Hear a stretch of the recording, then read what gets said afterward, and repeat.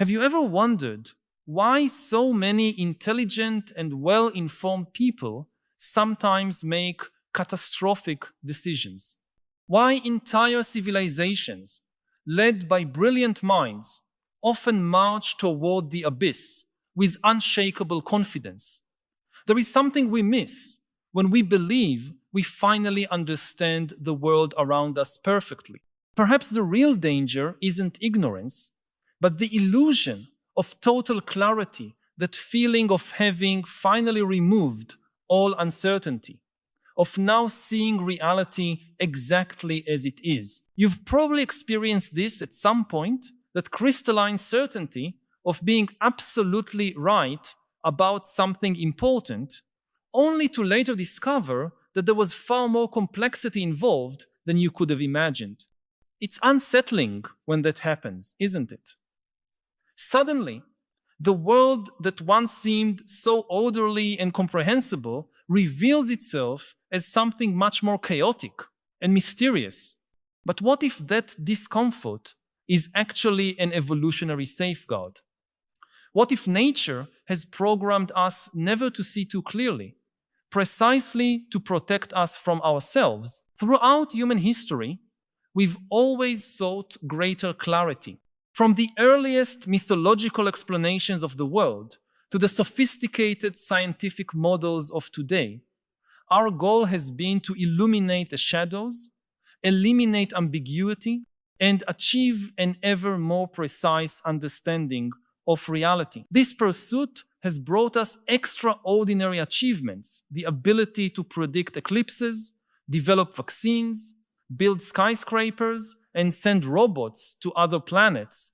Each of these feats represents a triumph of clarity over confusion. Yet there's a fascinating paradox in this journey. The most dangerous moments in human history often coincide not with periods of great ignorance, but with eras when groups of people believed they had achieved absolute clarity about fundamental questions. Think of Nazi Germany. The architects of the Holocaust were not ignorant or irrational in the traditional sense. On the contrary, many were highly educated, methodical, and deeply convinced of the logic behind their worldview. The problem wasn't a lack of clarity, it was excessive, distorted clarity. They had built an explanatory system so complete and internally coherent that it seemed to answer every important question. Why did Germany lose World War I? Why was the economy in crisis? How could the nation's greatness be restored? All these complex issues received simple, clear, and completely wrong answers. Excessive clarity erased the doubts that could have served as a vital moral brake. Or consider the Soviet Union under Stalin. Once again, we find intelligent and dedicated people who believed they had finally decoded the laws of history and economics. Materialist dialectics provided a clear explanation for everything, from family relations to the destiny of nations. With this supposed clarity came the justification to eliminate anyone or anything that appeared to contradict the official worldview. Millions died not because of ignorance, but because of false clarity that left no room for doubt or dissent. These extreme examples illustrate a pattern we can observe on a smaller scale in our own lives. When you're absolutely certain about something, when all nuance and ambiguity vanish, when every piece of the puzzle seems to fit perfectly, that's precisely the moment you should ask yourself, am I seeing too clearly? Is reality truly as organized and comprehensible as it seems right now? Evolution shaped our minds not to see reality with perfect clarity, but to survive and reproduce in complex, unpredictable environments. Our perception is a pragmatic tool, not a mirror of reality. We see what we need to see in order to survive, not necessarily what exists. Think about how we perceive colors. The electromagnetic spectrum is continuous, yet our eyes divide it into discrete categories like red, green, or blue. This simplification helped our ancestors identify ripe fruit or potential dangers, but it doesn't reflect the true complexity of light. Our minds are constantly simplifying, categorizing, and ignoring information to make the world manageable. At a deeper level, our very consciousness seems to act as a filter that both reveals and obscures. Thinkers from Kant to modern neuroscientists have argued that we never experience reality directly, but only through mental models constructed by our brains. These models are necessarily simplifications. If we perceived all the complexity of the world around us, from the motion of every atom to every possible social interaction, we would be paralyzed. Limited clarity is not a bug in our cognitive system, but an essential feature. Perhaps nature has built into us a certain capacity for confusion as a safety mechanism. Doubt, uncertainty, and even contradiction can be valuable tools that prevent us from acting on dangerous oversimplifications. When you feel that you've completely understood a complex person, a social problem, or a natural phenomenon, that sense of total clarity may actually be a warning sign that your mental model has become dangerously oversimplified. It's interesting to note how the great spiritual and philosophical traditions of the world often value a certain kind of obscurity. In Taoism, the Tao that can be named is not the true Tao. In the negative theology of Christianity and Judaism, God is beyond human comprehension.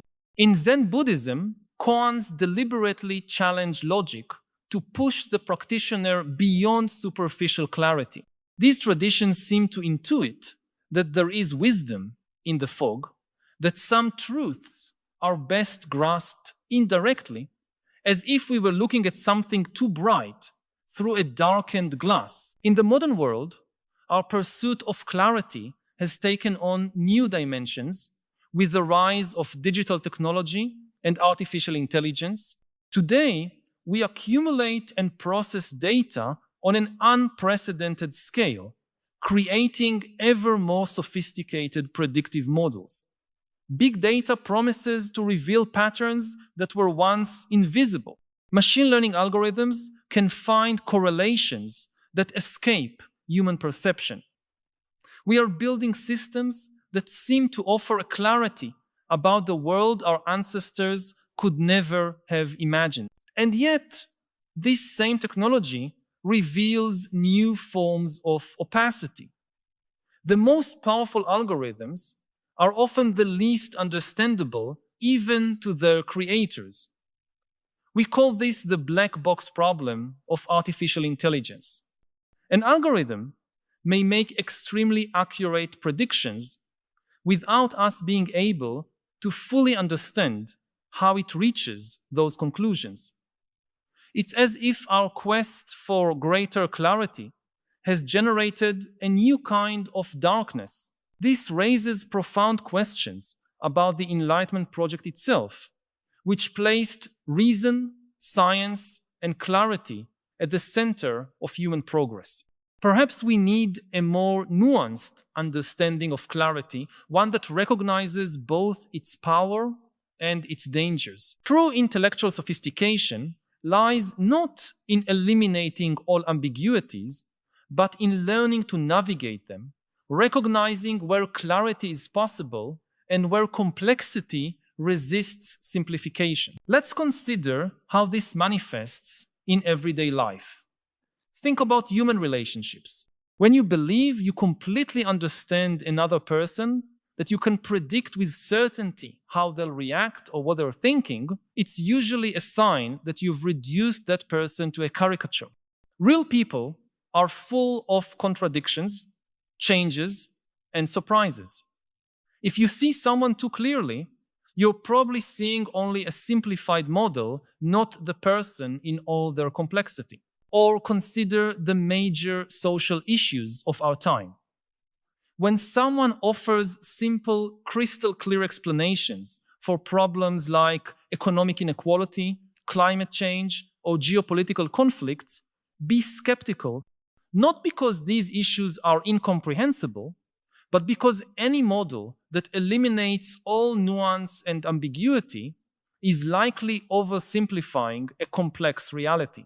Simplistic solutions usually create more problems than they solve, precisely because they ignore the inherent complexity of human systems. I need to pause for a moment and ask you directly, which aspect of this technological future we're discussing most awakens your fear or apprehension?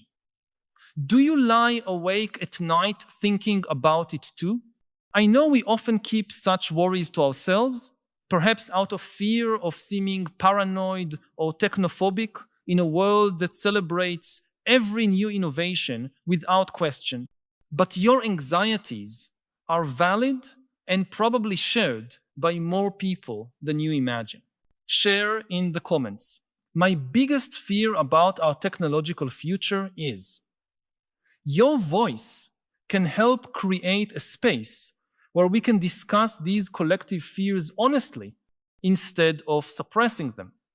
And perhaps by naming these fears together, we can begin to imagine ways to confront them. This doesn't mean we should abandon the pursuit of knowledge or embrace obscurantism. Science, logic, and rigorous analysis remain our best tools for understanding the world. But we can practice them with epistemological humility, recognizing the inherent limits of our mental models.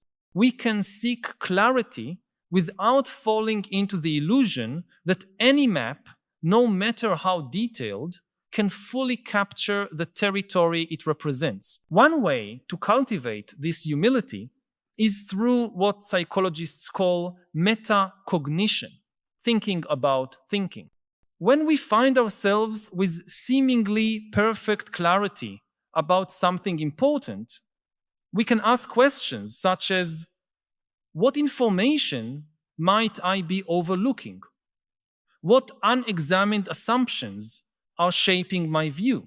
How would someone with a different perspective see this situation? This kind of self-examination doesn't weaken our ability to make decisions. On the contrary, it makes our conclusions more robust by acknowledging their limitations. Another valuable practice is what the American philosopher William James called pluralistic attention.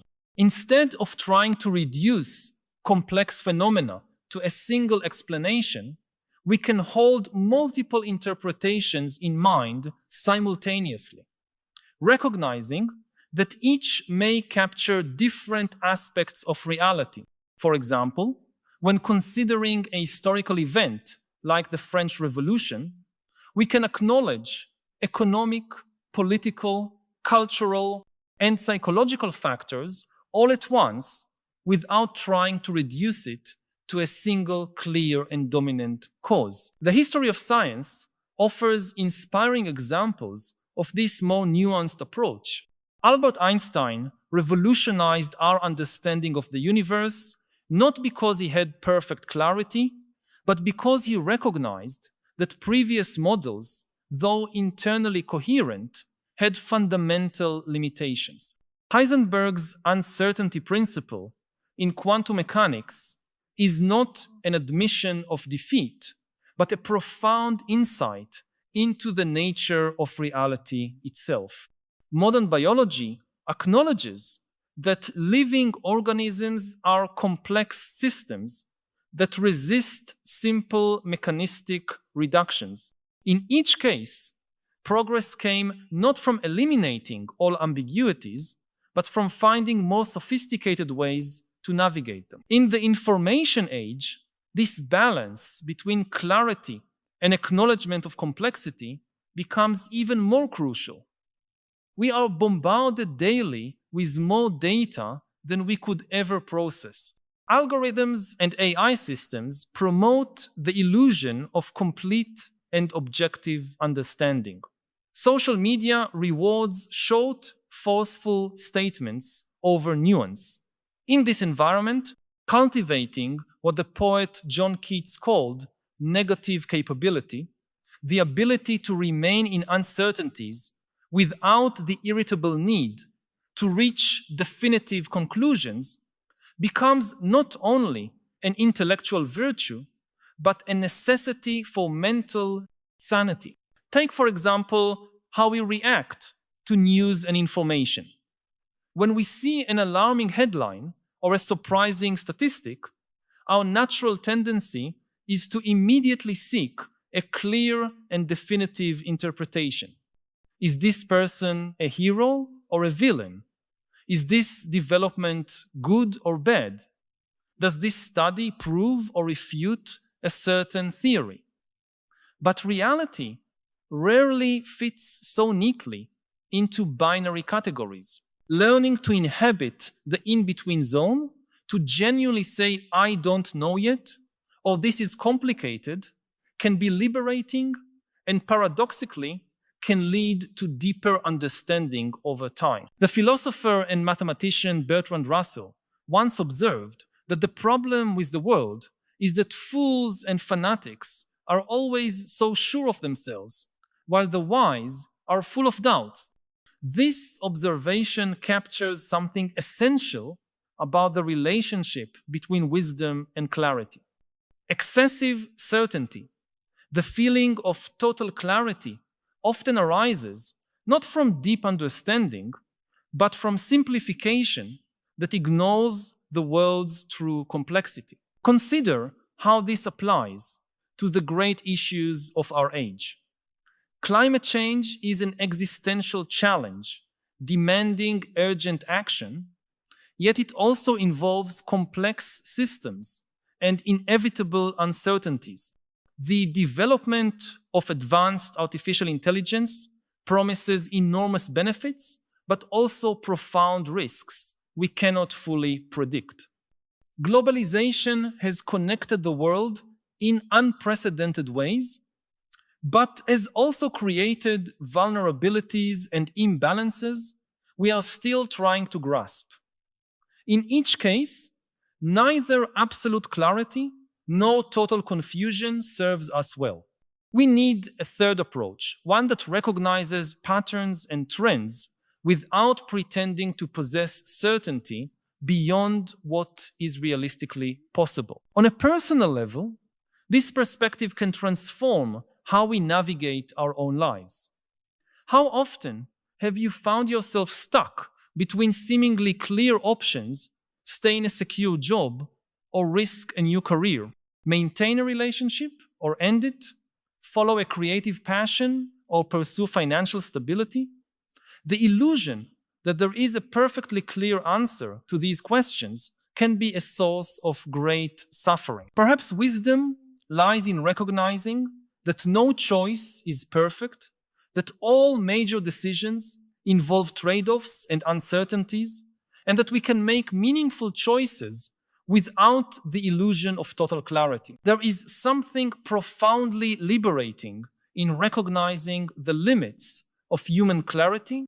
When we abandon the impossible quest for absolute certainty, we make room for more genuine curiosity, greater tolerance for ambiguity, and even a sense of awe before the mystery of the world. This does not mean abandoning intellectual rigor or falling into vague relativism where all opinions are equally valid. On the contrary, it means pursuing understanding with both determination and humility, acknowledging the power and the limits of our cognitive tools. This approach also affects how we relate to others, especially those with whom we disagree. When someone sees the world fundamentally differently from us, Our instinct is to think, how can this person not see what's so clear to me? But what if clarity itself is part of the problem? What if different perspectives capture different facets of a reality that is inherently more complex than any single viewpoint can encompass? This doesn't mean all opinions are equally valid. It means genuine dialogue requires a willingness to question even the things that seem most obvious to us. History is full of examples where what seemed perfectly clear to one generation proved limited or mistaken to the next. For centuries, it was obvious that the sun revolved around the earth. For a long time, it seemed clear that certain races or genders were naturally inferior to others. Until recently, it was self-evident that human consciousness was completely separate from anything in the animal realm. In each case, what appeared to be clarity was in fact a kind of myopia, a limited way of seeing that confused a partial model for the whole reality. This raises a fascinating question. What things seem perfectly clear to us today that future generations will view as obviously limited or misleading? What mental models are we treating as reality? What simplifications are we mistaking for the whole truth? We cannot, of course, answer these questions definitively, but merely asking them may serve as a powerful antidote to the illusion of excessive clarity. This kind of epistemological humility does not mean giving up the pursuit of knowledge or the ability to act in the world. Surgeons still need to operate, judges still need to decide cases, and leaders still need to set directions. But they can do so with a sharper awareness of their potential blind spots and the limitations inherent even in their best judgments. This awareness doesn't weaken effective action, it makes it more adaptable, more open to feedback, and ultimately wiser. There is a creative tension here worth exploring. On one hand, we need clear, distinct mental models to navigate the world. Our ancestors needed to know, with reasonable clarity, which plants were safe to eat and which predators posed threats.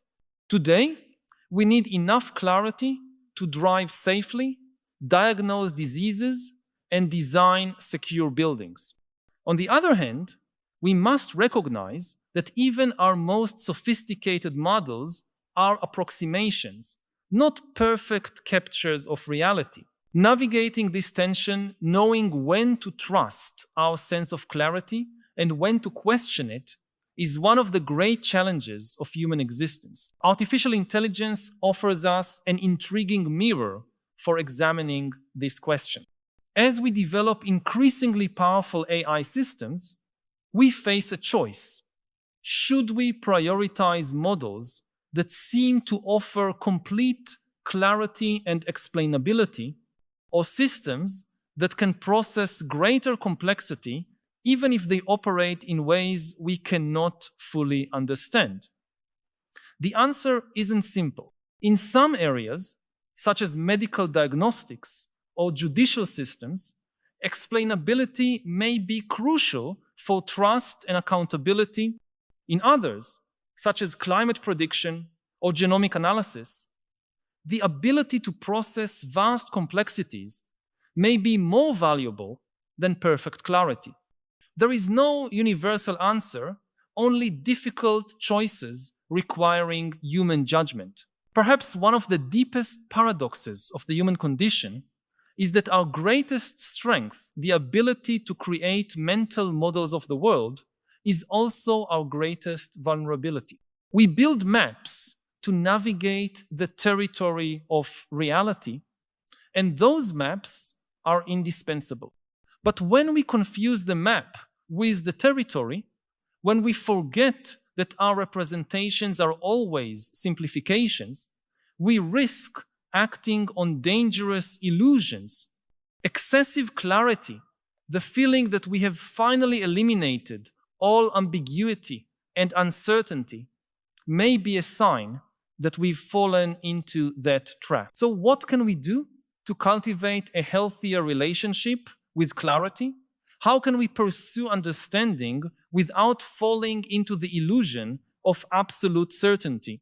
One approach is what contemporary philosopher Nassim Nicholas Taleb calls the via negativa, focusing not on asserting what we know, but on identifying and eliminating false certainties. Another is the practice of actively exploring multiple perspectives, even those we disagree with, not to embrace vague relativism, but to triangulate a more robust view. A third approach is cultivating what psychologist Philip Tetlow calls calibrated humility learning to quantify our uncertainty and update our beliefs according to new evidence. On a more personal level, we can work to develop greater comfort with ambiguity.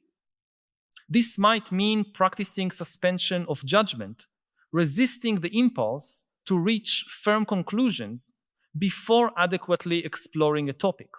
It might mean cultivating what Buddhists call beginner's mind, approaching familiar situations with the curiosity of someone seeing them for the first time. It might mean appreciating art, music, literature, and other forms of expression that deliberately resist simple, univocal interpretation. Consider how this perspective could transform our social institutions. Our educational systems often reward clear, definitive answers to questions that don't admit such simplicity. Our political processes favor promises of certainty over acknowledgements of complexity. Our media culture thrives on dramatic headlines and simple narratives, not on nuanced explorations.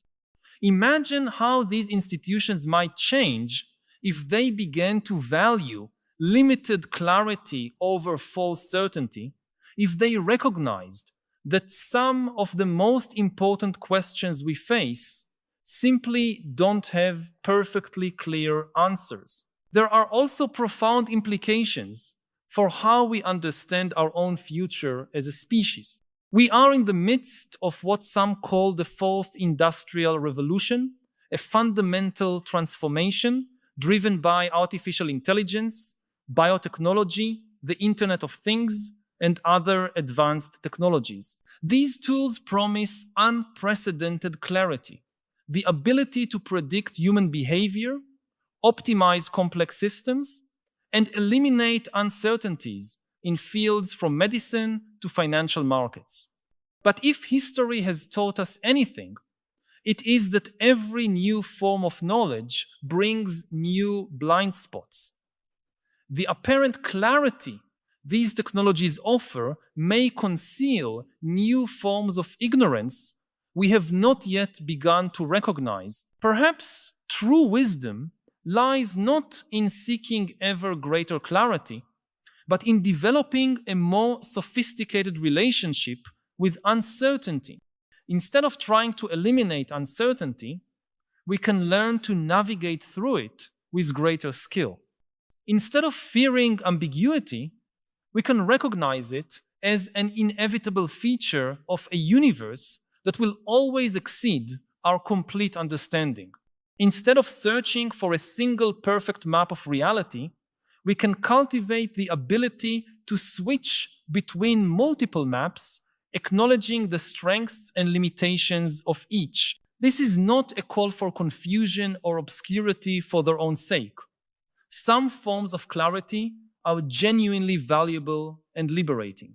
When we identify a previously mysterious disease, when we demystify harmful superstitions, when we separate facts from propaganda, we are using clarity in ways that expand human freedom and alleviate suffering. The danger does not lie in clarity itself, but in the illusion that we have reached a complete and definitive understanding of something that remains more complex than our models can capture. If these reflections touch on something you've been feeling but perhaps haven't found words to express, know that you are not alone. By subscribing to the channel, you'll join a growing community of people who share your questions and your desire for a deeper understanding of the philosophical challenges of our time.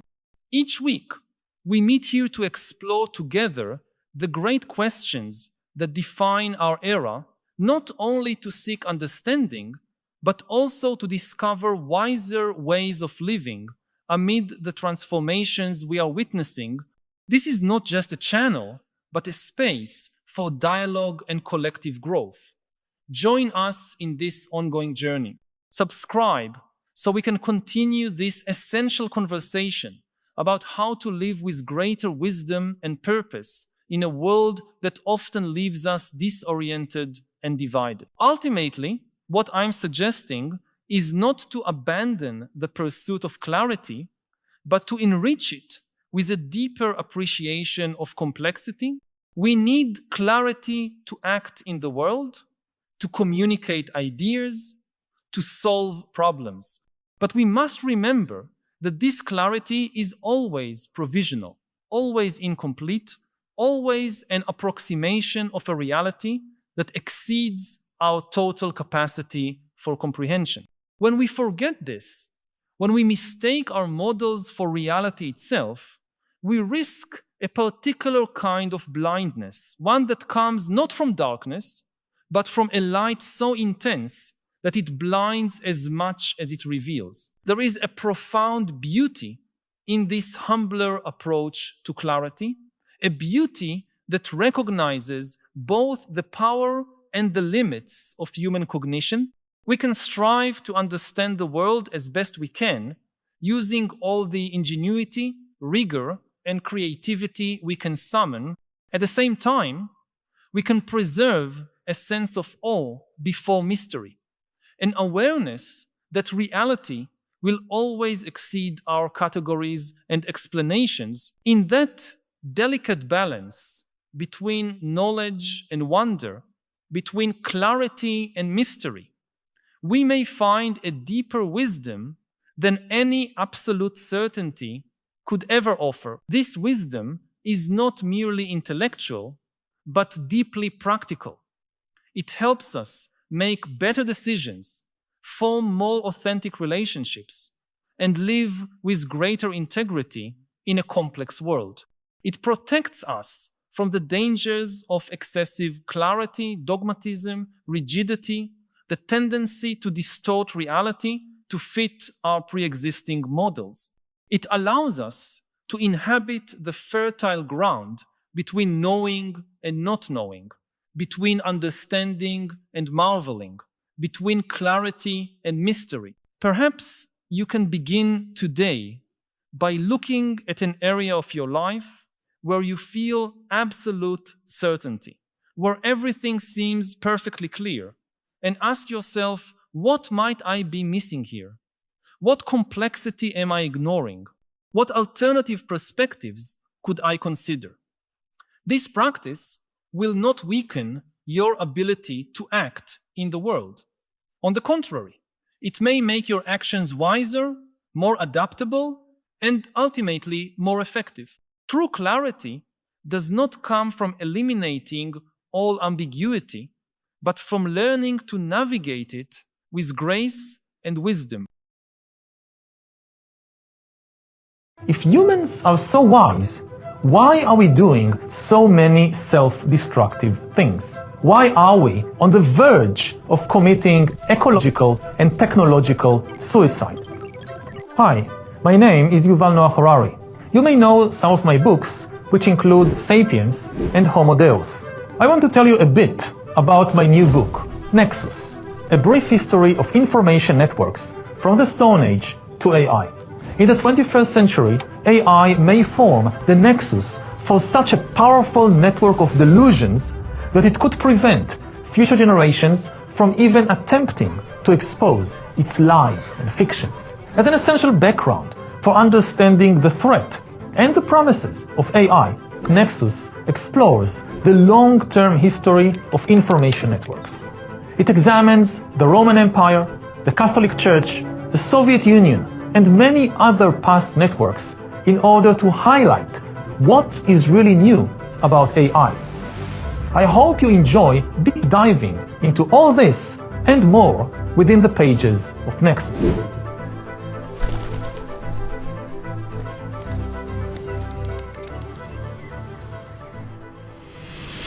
Every year, more than 1 million people die all over the world in car accidents. Most of them are caused by human error, like people drinking and then driving or falling asleep at the wheel or whatever.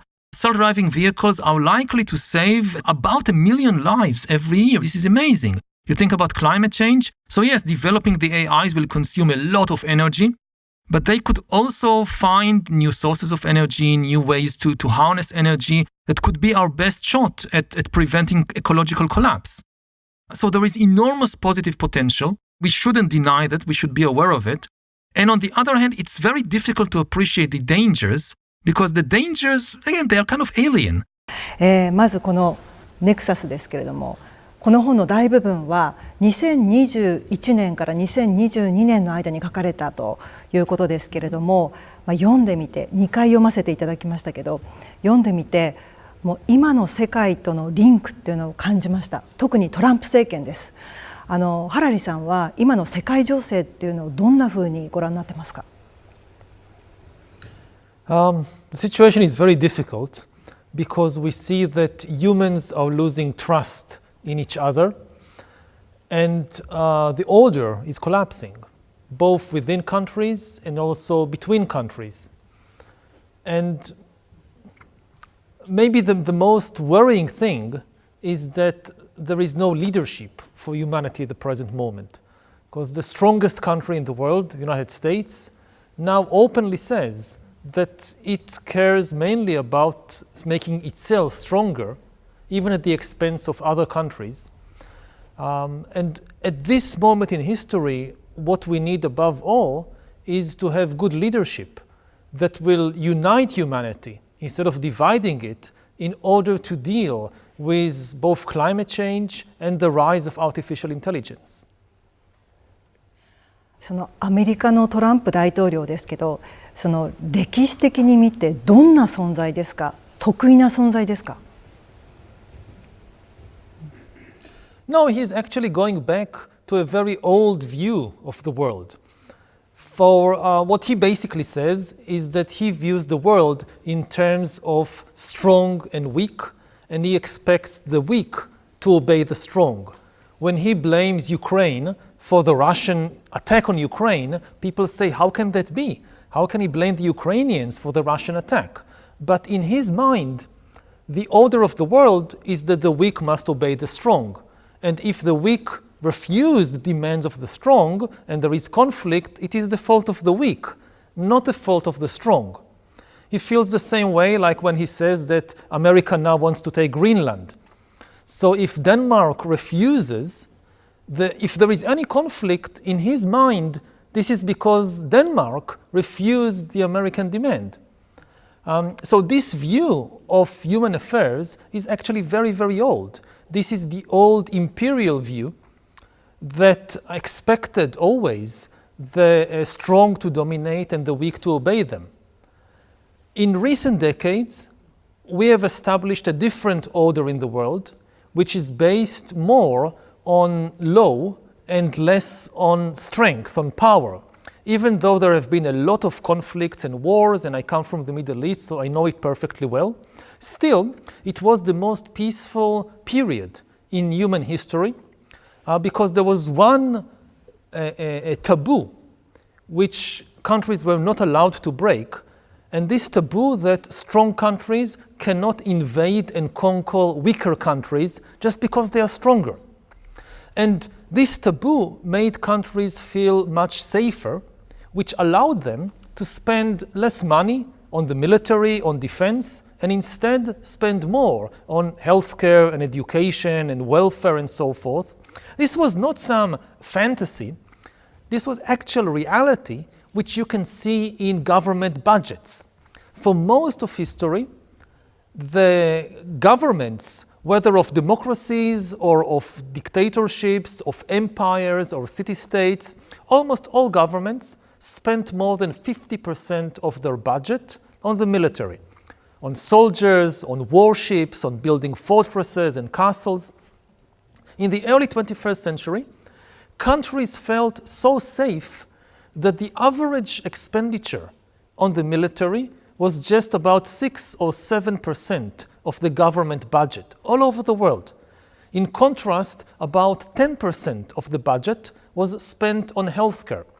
This was the first time in human history that governments spent more on healthcare, on nurses and doctors and hospitals, than they spent on the military, on soldiers and warships and fortresses. And unfortunately, this is now changing.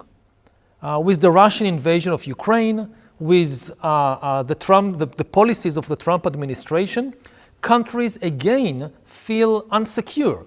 They feel the only thing that protects us against invasion and conquest by a stronger country is if we have a bigger military.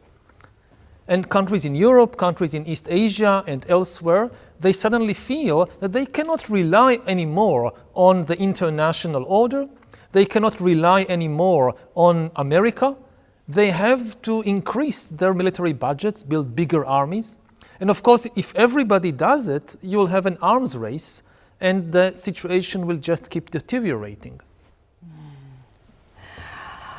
歴史学者のハラリさんから見て、今この時代っていうのは過去の歴史のどんな時と似ているっていうふうに考えますか？ In some ways, yes, because this turmoil and the collapse of one order and the creation of a different order, this has been going on for thousands of years. But there are differences this time. And the biggest difference is the rise of artificial intelligence, of AI. Because AI is different from every previous technology in history. It is not a tool, it is an agent. Every previous technology, whether people invented, whether a printing press, a car, a train, or an airplane, this is a tool in our hands that makes us more powerful, because we decide what to do with it. AI is an agent in the sense that it can make decisions by itself and it can invent new ideas by itself. So an AI weapon can decide by itself what to attack, and it can even invent new weapons and new military strategies. The big question of the present historical moment is what happens when we release millions upon millions of non-human agents, which in many ways are more intelligent than us, and give them the power to increasingly control our economy, the military, the media. We already saw it in the field of media, that power is shifting from humans to AIs. Previously, if you go back 50 years or 100 years, so the most important people in media are often the editors that decide what to broadcast. Or a newspaper editor decides what will be on the front page of the newspaper tomorrow, so millions of people will read it, and this is what they'll be thinking about, this is what they'll be discussing. If you ask who are the most important editors today, already today, they are not human beings. They are the AIs, the algorithms that manage the social media news feeds. Who is the editor of Twitter or TikTok or the Facebook news feed? It is not a human being. It is an AI. And part of the reason for the collapse of trust between humans and the crisis of democracies all over the world is that we have given control of the conversation to a non-human intelligence. Now, democracy is in essence is a conversation between humans. Dictatorship is a dictate. One person dictates everything. Democracy is when lots of people talk with each other, discuss, argue sometimes, and try to reach a decision together. But now this conversation is increasingly managed by a non-human intelligence, which comes between us. We mostly interact through digital means, which are managed by AI, and we often also interact with non-human bots and algorithms, and this is destroying the trust between humans. So we have this paradoxical situation that we have the most sophisticated information technology in history, and people are losing the ability to talk with each other. それだけの今情報社会の中 AI の革命も来ているそういう中で言論の自由を追求することと、情報の正確さを、精査していくこと、そのバランスを保つってことはとても難しいことだと思います。それを叶えるためにはどうしたらいいんでしょうか。We should be very clear about the difference between the freedom of human beings and the freedom of algorithms.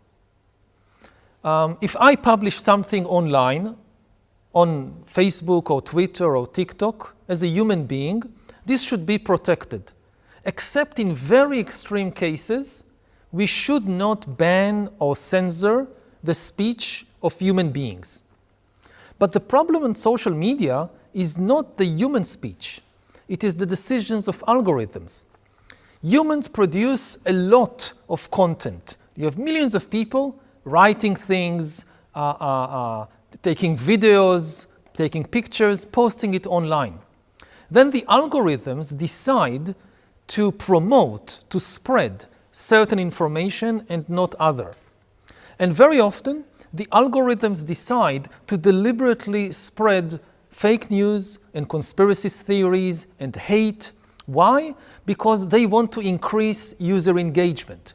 They want more people to spend more time on the platform because this is how the social media company makes money. And they discovered that hatred and anger and greed, they create engagement. If you want to keep people for longer on the platform, you spread anger. And this is not protected by freedom of speech because this is decisions of algorithms. When an algorithm decides that from all the different content that humans produce, it will promote some angry post, this is a decision of a non-human, and it is not, should not be protected by freedom of speech. Similarly, a lot of, again, the hatred and anger online is actually produced and spread by bots. You go online and you read something that makes you very angry, and you think you are reading the words of another human being, or you are seeing content produced by another human being. But actually, it was produced by bots. And bots don't have freedom of speech. So, again, we should be very careful not to censor human beings, but governments should ban bots and AIs from pretending to be human beings. If I go online, I need to know, am I talking with another human or am I talking with an AI? Similarly, governments should have regulations about the decisions that social media algorithms take. If the algorithms deliberately spread misinformation and fake news and conspiracy theories, this should be banned. Again, not the content produced by the humans, but the deliberate spread of certain content by the algorithms. 本の中でも眉の世界っていうのを表現されていると思います。その眉の世界から人間が冷静になり客観的になり、ちゃんとそういうものを制御できるようになるためにはどういうシステムだったりどういうことが必要なんですか？ So when the internet first came, the main metaphor that people had was the web, like a single web that connects everybody. But now the main metaphor became the cocoon, like different people are entrapped, encased inside a different information cocoon, and they see completely different realities, so they can no longer understand and communicate with each other. And this danger is only becoming worse because previously AIs could spread content produced by humans. Now more and more content is actually produced by the AIs. And we have no experience with such a situation. For thousands of years, all the cultural products that we encountered were the product of the human mind, of the human imagination. All the poetry, all the books we read, all the theater, television, paintings, everything was created by the human mind. Now we live in a world in which more and more of the cultural products that surround us comes from a non-human intelligence. And we have no experience, no idea how to manage such a situation. So what we need above all else is simply time. We need to slow down the pace of development of AI, of change, just simply to give human society time to adapt. And part of it is teaching people how, for instance, to tell the difference between reliable and unreliable information. This is the job, traditionally, of schools, of universities. For instance, in history department, where I teach, what we teach students, you don't teach them to remember just facts from the past, like which battle was in which year, or all names of kings. This is not what you learn in history lesson. What you learn is how to tell the difference between reliable information and unreliable information. Now, this takes time. And what happens now is we are flooded by more and more types of information that we never encountered before. Like previously, if you saw a video, you could believe what you saw because there was no way to fake it. Now everybody knows that it's very easy to create fake videos with AI. And we don't know how to tell the difference between reliable and unreliable. So it's not an impossible task, but we simply need time in order to understand what we are facing and to educate people accordingly. アメリカのイーロン・マスクは AI も手掛けています。そしてトランプ大統領とイーロン・マスクは緊密な関係にあります。この緊密な関係というのがもたらすもの、そしてその関係がどういう未来につながるのか、そのあたりハラリさんはどんなふうにご覧になってますか？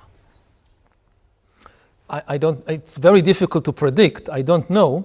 But what we see is, for instance, they are attacking the human administrators and bureaucrats, and they are saying we are against bureaucracy, but at the same time they are giving power to digital bureaucracies, to AIs, to algorithms. So we see a shift in power from human institutions and human officials to digital institutions and to AIs. And this is very dangerous because whereas human officials are accountable to people and we understand to some extent how they function, AI bureaucrats are far less accountable. It's much more difficult to understand how they function. So again, we saw it with what happened in social media, like with Twitter.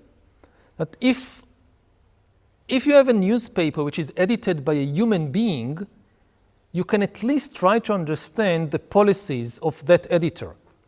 But on Twitter, which is edited by algorithms, it's algorithms that decide what to promote and what to see, it's much more difficult to understand what is the logic of the algorithm that decides what millions of people would be reading and would be talking about.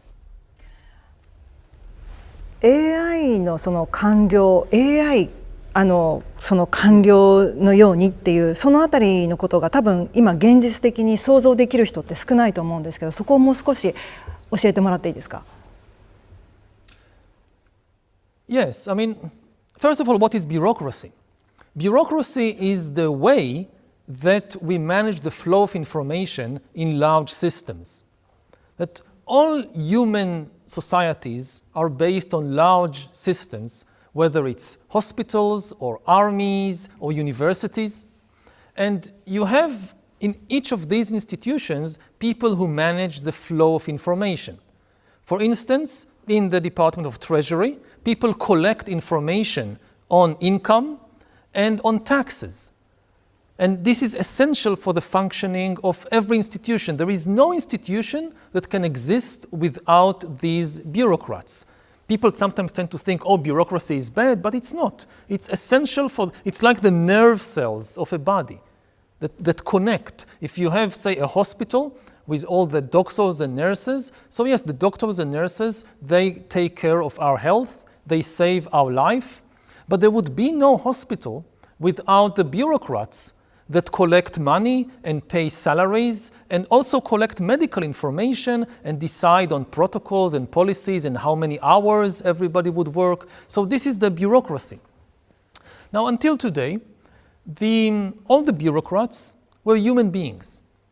Now, increasingly, this job is being taken over by AIs. So, for instance, if you think about the power of a human lawyer, a lawyer is powerful only inside a bureaucratic system. If you take the best lawyer in Japan and drop her in the middle of the savannah, she has no power. She is less powerful than any monkey or any elephant or lion. But inside the bureaucracy, she might be one of the most powerful people in the country because she understands the flow of information, she knows the laws. Now, AI, no human being can know all the laws of a country. But AI can know all the laws of a country. It can remember everything. The same thing in the financial system. No human banker can follow all the ups and downs of all the trades in the stock exchange. But an AI can do that.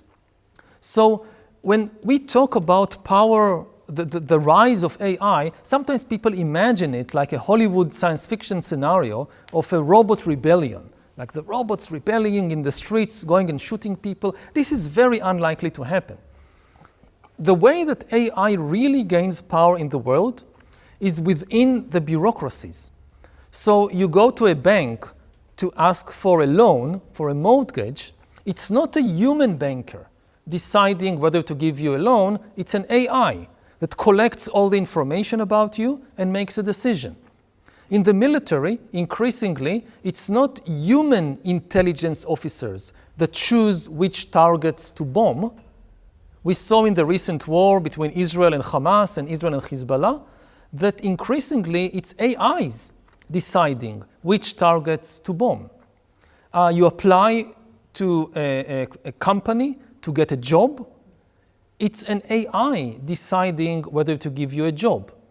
Even in the legal system, we see in many places that AIs are replacing judges in giving sentences to people, determining how, like if somebody is guilty of some crime, the AI determines what will be the punishment.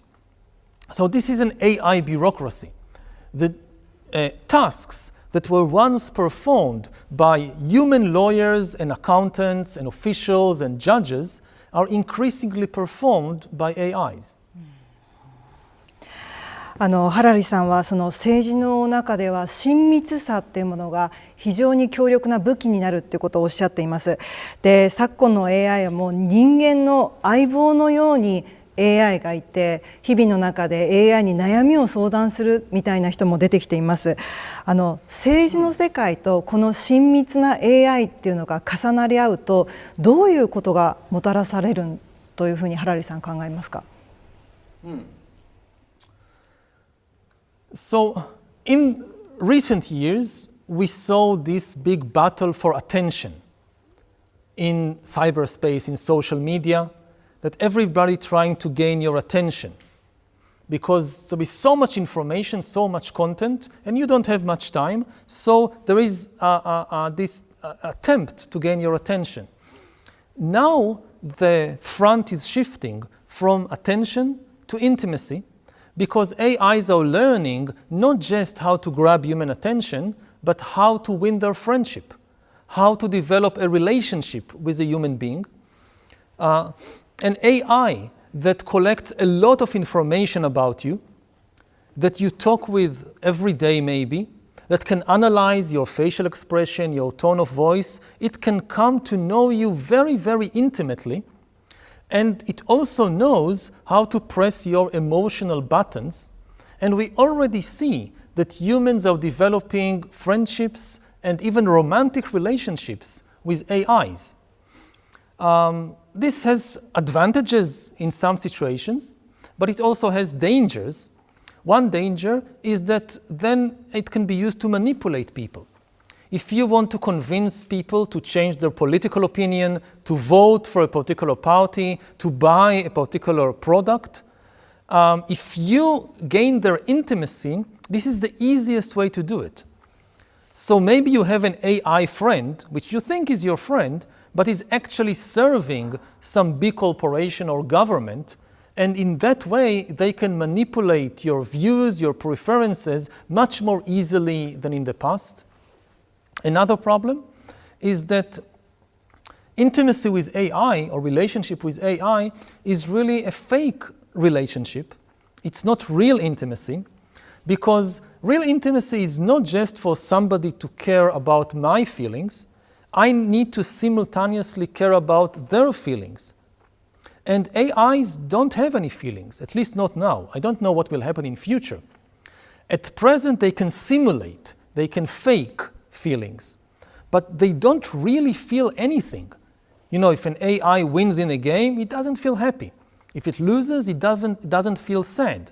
So if humans become more and more involved in relationships with AIs, they will lose maybe the most important ability of human beings, which is to care about the feelings of others.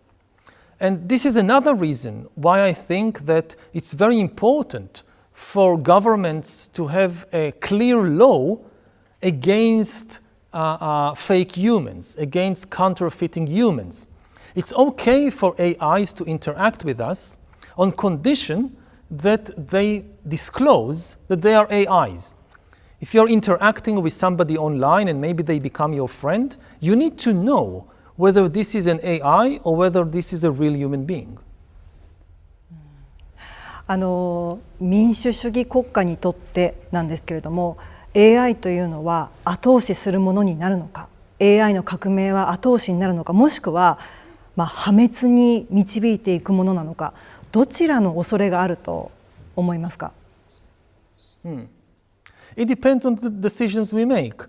I talk a lot about the threats of AI, but obviously there is enormous positive potential as well.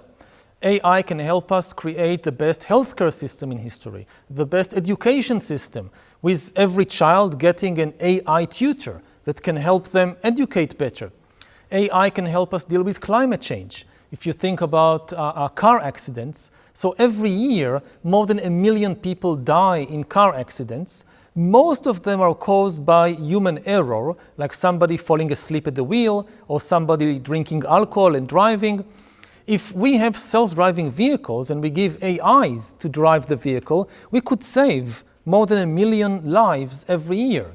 So there is a lot of positive potential. And the question is not how to stop the development of AI, but rather how to make it safe. And democracies, of course, should also continue to develop AI, because this would be the key to future economic prosperity and to future power. At the same time, they need to preserve their democratic values and institutions. And there are ways to do it. As I just mentioned, one of the most important things is to forbid AIs from pretending to be human beings. Democracy is a conversation between humans, to maintain the democratic conversation, we need to maintain trust in other humans. We need to know, are we talking with another human being, or are we being manipulated by a bot or by an AI? And this is a relatively easy regulation, an easy law to pass. The same way that countries forbid fake money, counterfeit money, they should also forbid counterfeit humans. 本の中ではその社会には自己修正メカニズムっていうのも非常に大切だというふうにハラリさんおっしゃってます。今アメリカなどではそのメディアですとか裁判所、その自己修正メカニズムが攻撃されることも起こっています。この現状っていうのをどんなふうにご覧になりますか？ This is a very big danger. Again, the big advantage of democracy over dictatorship is that democracies have self-correcting mechanisms. What does it mean? That within the system itself, within the country itself, there are mechanisms to identify and correct the mistakes of the country's own institutions, of the government. In a dictatorship, if a dictator makes a wrong decision, a bad policy, there is no way to identify and correct it, because the dictator controls the media, so the media would always say that the dictator is right. The courts are subject also to the dictatorship, so they will never rule against the government. Maybe they hold elections, but this is just a ceremony. It's fake elections. They rig the results in advance. So if the dictator makes a big mistake, there is no way for the country to correct it. A democracy, in contrast, is characterized by strong self-correcting mechanisms.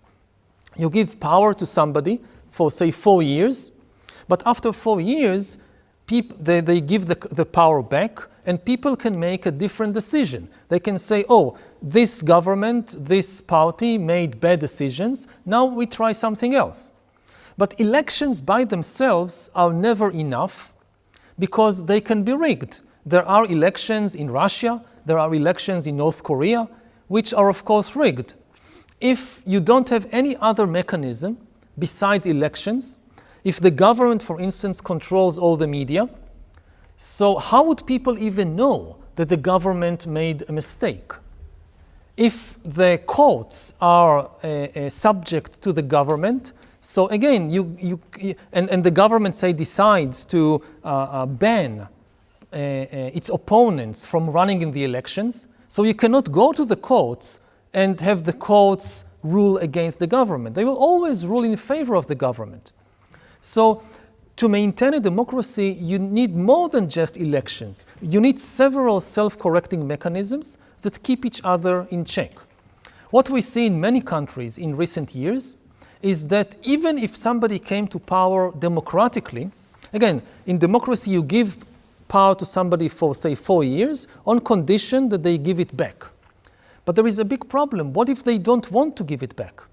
What if they use their power to then take over the media and the courts and the universities and then rig the elections? This has been happening, for instance, in Venezuela, where Hugo Chavez rose to power originally in democratic elections, but then they took over all these institutions. And recently there was an election, and people voted overwhelmingly against Maduro, Chavez's successor. But because Maduro controls the election committee and the media and the courts, he said, no, I didn't lose the election, I won. And this danger threatens every democracy. So citizens of democracies need to constantly be aware of this danger and protect the institutions from such takeover. トランプ政権なんですけれども、多様性、公平性、包摂性といったその DEI 政策というのを否定しようとしています。その動きはハラリさんどんなふうにご覧になりますか？ I'm not an expert on American politics or American society, so I'm not familiar with every action and its consequences.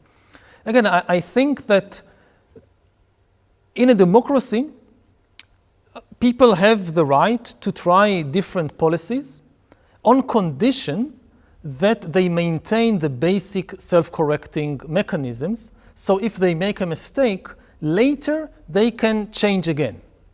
As long as this is maintained, this is the most important thing. 民主主義国家の歴史の中でその情報が自由にやり取りされてどんどん拡大して技術も革新してってだからこそそのおかげでマイノリティの人たちの声だったりいろんな人たちの意見が多様になってでそのために会話が必要になるでその難しさもあるけれども人間はそこで諦めていいんでしょうかNo, this is something again very important, that in a democracy you have to protect the rights of the minority, not just the rights of the majority. Of course, the majority that won the elections, it now has the right to form a government and to decide on a very wide range of policies, foreign policy, domestic policy, decide to have more taxes, less taxes. All of this is within the right of the majority. But there are certain minority rights that in a democracy should not be harmed, even if most people voted for the other party. So one thing that is very clear is that minorities should retain the right of freedom of speech, that they can voice different opinions than the majority. This is part of the democratic process. Again, if you take that away, then this is no longer a democracy.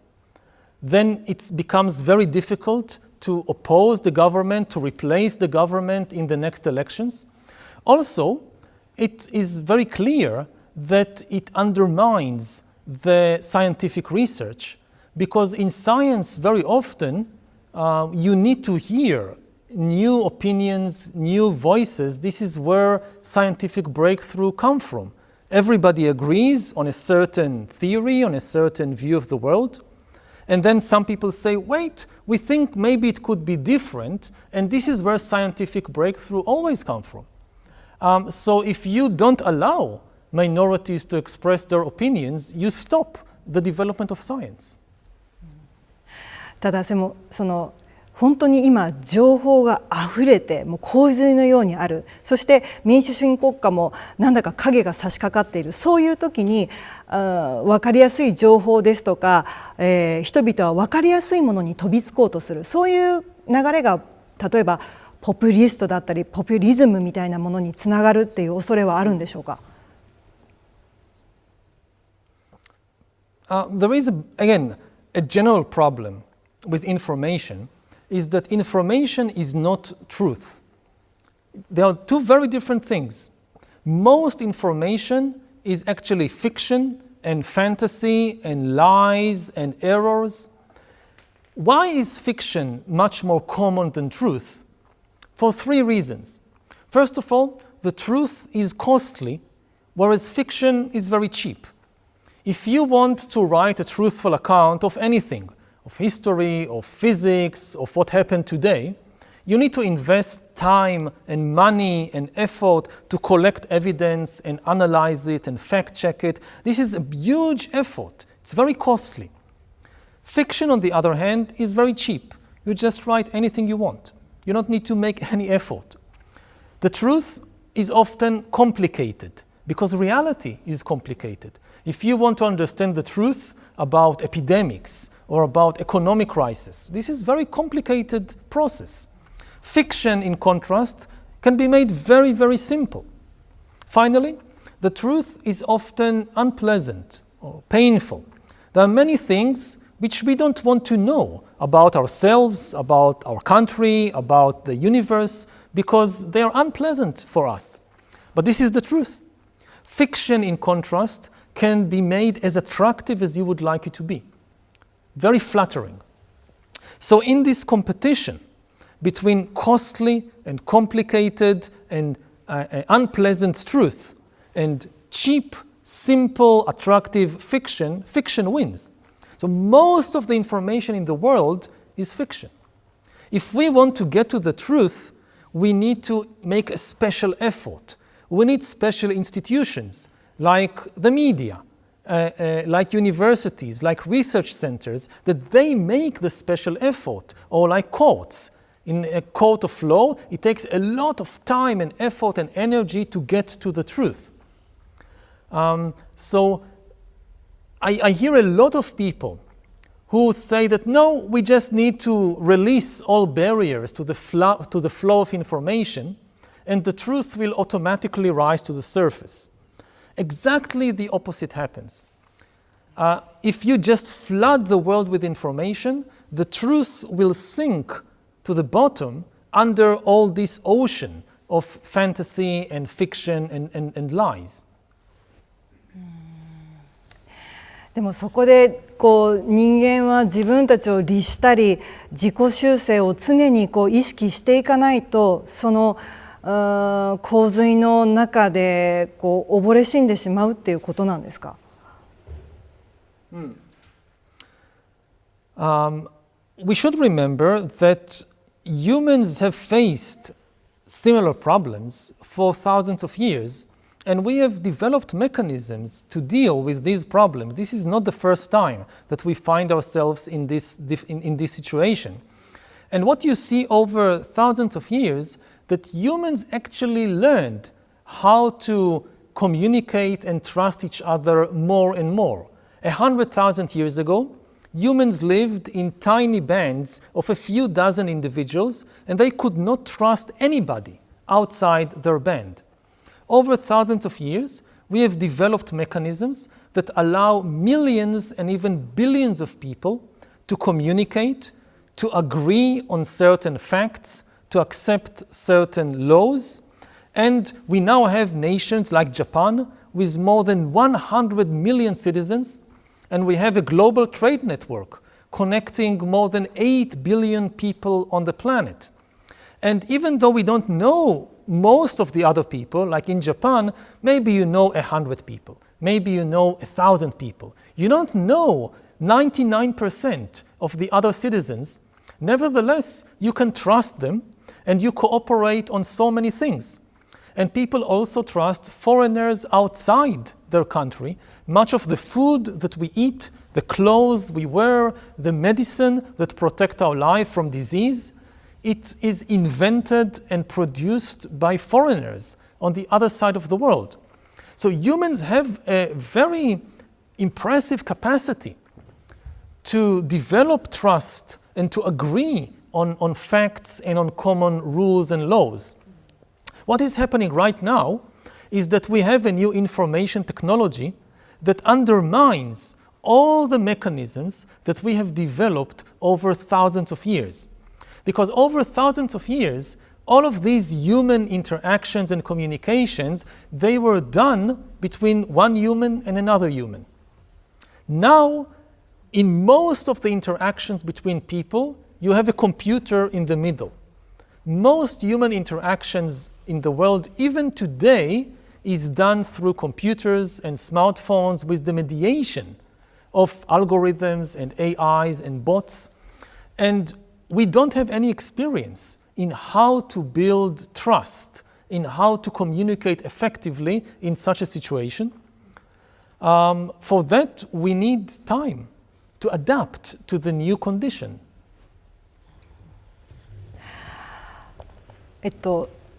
はい、続いてなんですけど、世界を見てみるとロシアがウクライナに侵攻したり、それから、アメリカは世界から撤退しそう、そして世界はもしかするとアメリカから離れる可能性もある、そういうふうに世界秩序が大きく揺れ動きそうなんですけれども、その大きな目でハラリさんはその世界秩序、これからどういうふうに変わっていきそうというふうにご覧になりますか？Well, it's easy to find fault with the old order. People like Trump and his supporters, they point to many of the problems of the old order, and in some cases they are correct. Every order has its own problems. But they don't offer any clear alternative. They talk a lot about everything that was wrong with the old liberal order. They don't have a clear alternative for how can the world function in a different and better way. Their vision is of each country being like a fortress. Each country having huge walls against trade, against immigration, against foreign cultural ideas. And okay, so let's say that you have these a network of fortresses in the world. How will they live together? Each fortress will probably want a bit more territory and security and prosperity for itself at the expense of the neighbors. Each country will say, I want this territory also. I want the trade agreement to be more in my favor. I want a bigger army to protect myself. And the other countries will say the same. So what mechanism does Trump and people like him offer for how to get the different fortresses to agree on anything? What values, what norms, what laws will regulate relations between them? If you don't have any global values or any global laws, then the only law is the law of violence, of strength. And then, again, each fortress would want a bigger army to be stronger. And this obviously leads to war, because there is no way to reach an agreement between these rival fortresses. We have been in this situation for thousands of years. Until the middle of the 20th century, this was the normal state of affairs. If you live in Japan in the Middle Ages, or if you live in the Middle East in ancient times, or in Europe in the 19th century, you know that at any moment the neighbors might invade and conquer your land and annex it, and make a bigger empire for themselves. And this caused governments, as I said before, to spend most of their budget on the military to protect themselves. We have finally escaped this difficult situation in the late 20th century, in the early 21st century, with the rise of the global liberal order, which is based not on violence and the military, but is based on international laws and common global values of human rights. Of course, this order was far from perfect. There are many problems. I come from the Middle East, I know perfectly well. It was not a perfect order, and it was violated many times, but still, it was better than anything that humans have produced before.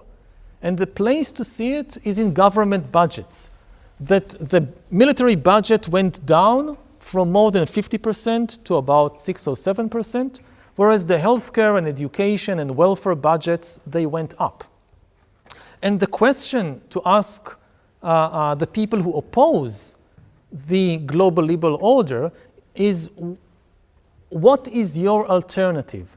How can you protect the peace and prosperity of humankind if you don't believe in any global values or in any global rules except force and violence? ハラリさんはその現代までの歴史っていうものをずっと見てきて、その人類の未来について楽観的でいますか、それとも悲観的でいますか、理由も教えてください。I try to be realist. You know, pessimists, they say it's going to be bad no matter what we do. And this causes people to lose any sense of responsibility or initiative, because they feel, no matter what we do, it will be bad. And optimists suffer from the opposite problem. They feel that it will be okay. No matter what we do, it will be okay. So this, again, doesn't make people feel responsible. I think we need a middle path of being realist, of being very aware of the dangers that we are facing from war, from the rise of AI, from climate change, but at the same time, also being mindful that we have the capacity to solve all these problems. We don't need, it's not impossible problems, and it's not that we need to wait for some God or from some miracle to solve them. It is within our power. And this should make people more responsible. And this is true of each one of the big problems we face. Again, if you look at climate change, for instance, humanity has the scientific knowledge and it has the economic resources necessary to prevent catastrophic climate change. Do we actually do that? I hope so, but I don't know.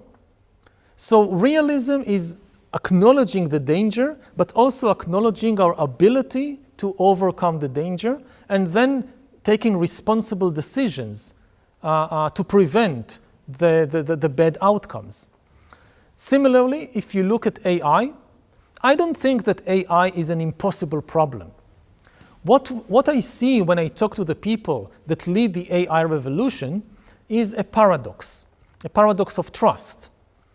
When I ask them about the dangers of AI and about why they are moving so quickly, so almost everybody tells me that yes, we are aware of the dangers. We know it would be safer to move more slowly, to invest more in safety, but we cannot slow down because we cannot trust the other humans. If we slow down, but the other company or the other country doesn't slow down, they will win the AI race and they will dominate the world. And we cannot trust them, so we must move faster. And you talk with their competitors, they say the same thing. So because humans cannot trust each other, they move faster and faster. Then I ask them the second question. Okay, you can't trust the other humans, so you are racing ahead. Do you think you will be able to trust the super intelligent AIs that you're developing? And they answer, yes, we think we'll be able to trust the AIs. And this is such a paradox. Why is it that you distrust other humans so much, but you have such confidence in AIs? The strange thing is, we have thousands of years of experience with other humans. We know that humans sometimes lie. We know that humans crave power, but we also have mechanisms for building trust with them. With AIs, we have no experience. We have no idea what kind of lies and tricks and goals AIs might develop. We have no idea what happens when you release millions of super intelligent AIs into the world. So I hope that instead of focusing all our energy and resources on just building more and more intelligent AIs, we will first of all build more trust with other humans. If we can regain trust between humans, then it will be easy to develop AI in a safe way. 人間同士の信頼を構築するっていうのはもしかするとすごく難しい、簡単なようで難しいことなような気もします。この間アメリカのそれこそトランプ大統領とゼレンスキー大統領が、口論をしました。で強い者が弱い者を、面前としたところで、なじるようなああいう姿を見ると、その世界中の人たち、子どもたちも含めてですけれども、どうやって人が人を信じるのかとか、国と国がどう信じ合うのか、ああいう強い者が強い態度に出るっていう、そういう世の中でいいのかって、やっぱり人は何か信じられないような気持ちになると思います。その不安っていうのは今結構世界は本当に深刻に抱えていると思います。そこはAI 革命っていうのは、人間が生み出した今までにない革命かもしれないですけれども、それと同時にその不安とか、恐怖を助長させる可能性もあるということですかね。Well, building trust doesn't mean to be naive. In many situations, you have good reasons to distrust somebody. When President Zelensky says, I don't trust the Russians, or what if we sign an agreement and 2 years later Russia invades again and tries to conquer Ukraine? Zelensky has very good reasons to distrust Putin and to distrust the Russians, because they've already done some terrible things and they have said openly that they aim to conquer the whole of Ukraine. So I'm not saying to have blind trust, but in many situations, when you don't have clear evidence that somebody is plotting against you, until somebody does something against you, I think you should give them the benefit of the doubt. What happens today very often is that somebody says something or somebody does something which can be interpreted in several different ways, and people immediately go for the worst interpretation possible. And I think that to build trust, first of all, we need to be more generous and charitable in our attitude to other people. As long as they didn't do something which very clearly indicates their bad intentions, we should not immediately assume that they have bad intentions. And we should, again, maybe I give an example from my country, from Israel. So after the attack of the 7th of October, a lot of Israelis felt that that's it. You can never trust the Arabs anymore. We have no faith in any possibility of peace. Look what they did. But you can look at the events of the 7th of October from a different perspective, which actually can give you some hope and some trust in other people. Think about all the things that didn't happen on the 7th of October.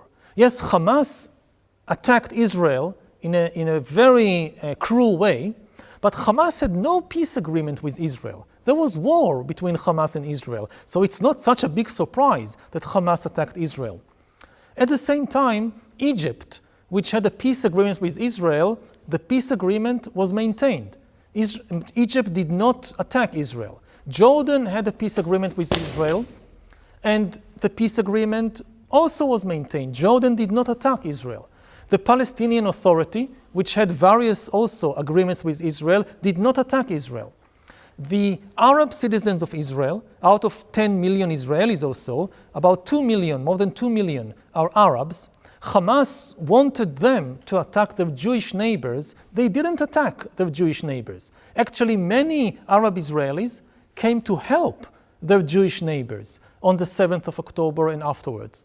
So you can look at this terrible thing that happened and actually reach an opposite conclusion from you can't trust Arabs. You can reach the conclusion that, look, all the people that Israel had agreements with maintained the trust.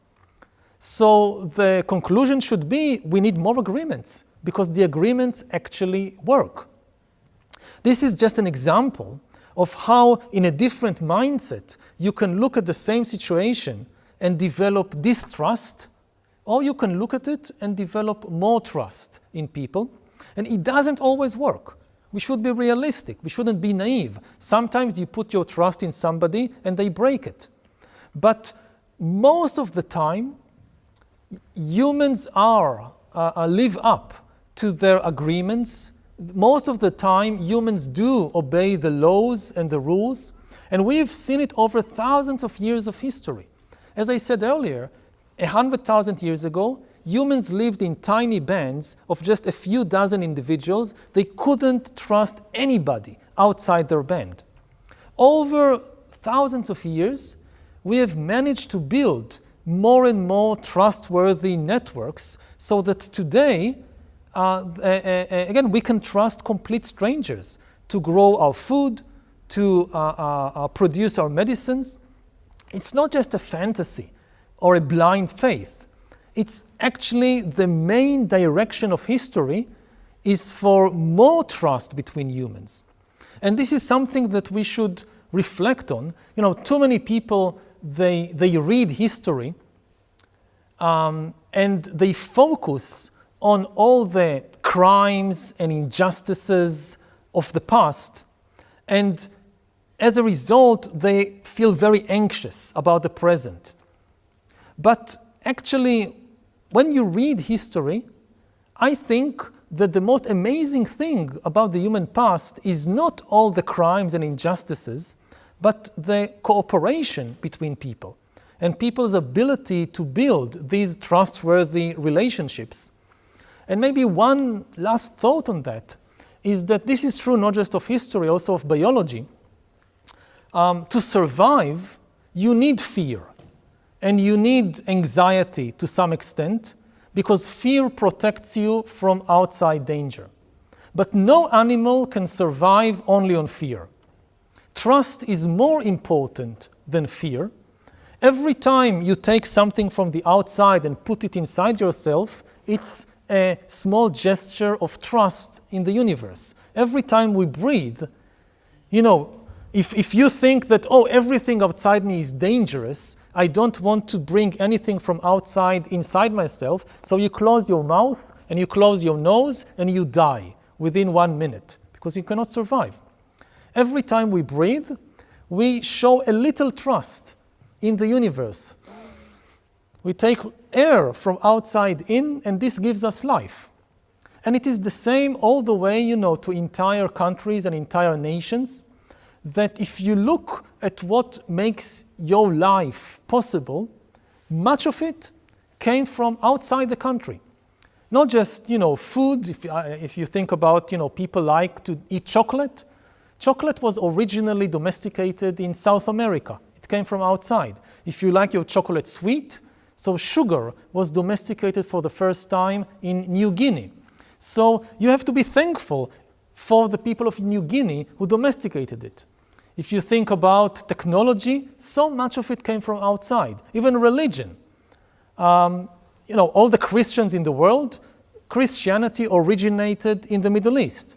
Buddhism originated in India. If you think about your life and you think, I only want to use the food, the ideas, the inventions of my country, then your life will be very, very poor, if not impossible. 最後になんですけれども、今までのその人間の歴史を振り返ってみても、今この AI そして情報社会のこの革命っていうのは本当今までに例がないものだと思います。本当に新しいもので、なかなか過去から学ぶっていうこともできないと思います。でもその AI を発明したのも人間だけれども、でももしかしたらその AI が、人間の人知を超えたコントロールが本当に難しいものになるかもしれない、そんな中で人間が一番大切に、していかなければいけないってことを最後に教えてください。Yeah, AI is something that is unprecedented because it's, as I said in the beginning, it's not a tool, it is an agent. It can make decisions by itself, it can invent new ideas by itself, and it will soon be more intelligent than us in most fields. Even today, in narrow fields, AI is more intelligent. In 10 years or 20 years, AI will probably be more intelligent in all fields. It will be better doctor, better banker, better soldier than us. So we need to appreciate what makes humans valuable other than intelligence. And there is something that makes humans valuable, which is more important than intelligence, and this is consciousness. Intelligence is the ability to solve problems and to attain goals. Like you play chess, you want to win the game. You need intelligence for that. Consciousness is the ability to feel things like pain and pleasure and love and hate. People tend to confuse the two because in humans and also in other animals, intelligence and consciousness go together. We adopt goals in life and we solve problems based on our feelings. So it's difficult for us to see the difference between intelligence and consciousness. But AI, at least so far, has very high intelligence but zero consciousness. As far as we know, AI doesn't feel anything. It can pretend to feel things. It can fool us. It can make us imagine that it has feelings. But as far as we know, it has no feelings. If it wins a game of chess, it doesn't feel happy. If it loses, it doesn't feel sad. And what is ultimately important about life is not intelligence, it's consciousness. It's pain and pleasure, it's suffering and happiness. This is what is really important about life. This is what ethics is all about. So yes, we can use AI to reduce misery, to increase happiness, but ultimately what is really important is the feelings of humans and of other animals. Maybe in the future, AIs will also develop feelings, will also develop consciousness. We don't know. The biggest mystery in science is still the mystery of consciousness. We don't understand how the interaction between billions of neurons in the mind, in the brain, how does this produce a feeling of love or a feeling of pain? We don't know. So because of that, we also don't know whether you can do the same thing in computers, in AIs. Maybe we'll find out in the future. And if it happens, then AIs will also be conscious beings, and we will have to think very carefully about our relationships with them. But until that moment, it should be very clear that what is important is consciousness more than intelligence. And this is why what is important is the human beings who can feel pain and love, and not the super intelligent AIs. 最後に、もう人間はやっぱり意識を持ってるってことが本当大事なんだなと思いました。やっぱり生身の体も大事ですよね。AI がどれだけ進化しても生身の体も大事ですよね。Yes, again, so far we are familiar with consciousness, with feelings only in bodies. And there is so much attention given to intelligence, but ultimately human beings are embodied beings. We cannot exist without a body. The brain is just one part of the body, and we are the whole body. And again, this is another big difference between us and AIs, that so far AIs have no bodies. They are just programs, they are just software in computers. And I think that also in education systems, we need to give more importance because of that to the body and to feelings and consciousness, and not focus only on the development of intellect, because if the whole focus is just on developing intellect, we are bound to lose to the AIs.